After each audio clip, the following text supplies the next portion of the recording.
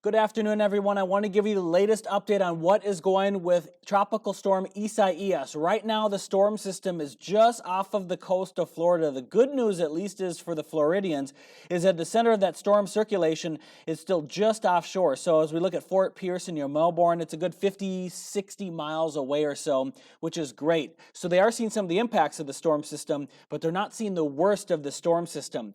As we look at the infrared satellite, the storm has shrunk a little bit in the last 4 hours, something that we'll watch as we go into the rest of the evening. But the storm is still looking likely that it will impact our area. So before we get into all the details, here's just the main point. It's arriving early Tuesday morning. Wind and rain are the main impacts from the storm system, and we could see some tornadoes as Isaias moves through the area. Here's the 5 o'clock update, the fresh update from the National Hurricane Center. 70-mile-an-hour winds. It's moving to the north and northwest at 9 miles an hour. The storm is advancing towards our area, moving into South Carolina, making landfall 2 a.m. on Tuesday morning, and moving into North Carolina around 3 a.m., coming up into Tuesday morning once again. Now, into our area, we're looking forward to the storm arriving around 9 a.m.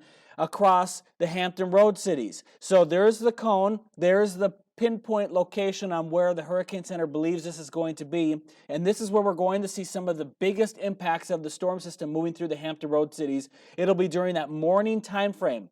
8, 9, 10, 11 a.m. or so is when we could see the biggest part of the storm moving in. For the Eastern Shore, it's a little bit later, but again, in the morning and into the early afternoon, we'll see some of the biggest impacts. Areas on the east side of the storm system, which is pretty much the majority of the area if it follows this track, we have the enhanced or elevated risk to see the tornadoes. This also includes the Outer Banks. I didn't include it in the circle there.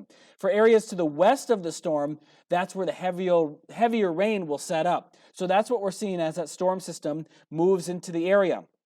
Now, beyond then, into Tuesday late afternoon and evening, it starts to move over Delaware. The effects in our area quickly disappear and dissipate. So it's not going to linger all into the evening if it stays on this quick path and quick arrival time on Tuesday morning, and then it races off to the north.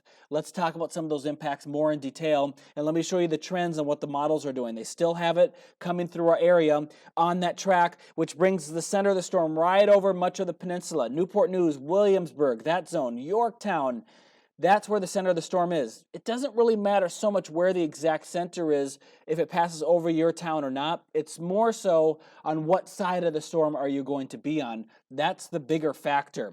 The winds could be quite strong. The rain could be heavy for some of our areas, more so inland, Ahoskie, Franklin, Williamsburg, Gloucester. We're looking at 2 inches of rain. Maybe for the Eastern Shore we could get to there too.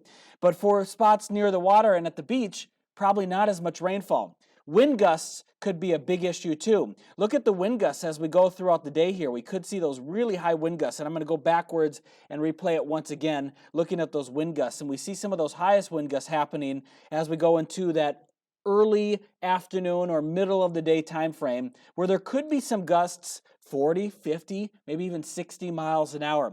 Let's break it down. We're starting for the Outer Banks, eastern North Carolina, 40 to 50 mile an hour winds, 60 mile an hour gusts. Not a lot of rain, big waves, tornadoes possible. For mainland North Carolina, 1 to 3 inches of rain, higher amounts further to the west. 40 mile an hour winds, 60 mile an hour gusts, tornadoes possible. The timing once again early in the morning Tuesday and going into the early afternoon is that general broad timing. We'll refine that and shrink that down a little bit more as the storm gets closer and we can really pinpoint the time, because there still is a little bit of a question on when this is going through our area. So that's why I'm keeping the timing still very broad. But once again, we'll tighten that up once we have more confidence to do that. I can't do it now because I don't want to give you the wrong information and completely think that we would be fine in the morning and bad in the afternoon. I don't want it to flip on us, so I'm keeping that broad. For the south side, we're looking at a lot of rain, really strong winds. Also for the Middle Peninsula and the Eastern Shore, we're looking at power outages, and that's for everybody. Also strong winds and some intense gusts as the storm system moves into the area. Today's been quiet across the region. We've seen the sunshine, so we've been looking okay as we've gone throughout the day. But that's where we are with the storm system. We're going to keep an eye on the weather for tonight and, of course, for Isaias and all of the weather updates coming up at 6, 10, and 11 o'clock. I'm also going to be doing a live stream on our website, wavy.com, and also on Facebook Live coming up at 9 p.m. to answer any questions that you may have about the storm. That's where we are now. We'll keep you up to date. Enjoy your evening. Stay safe.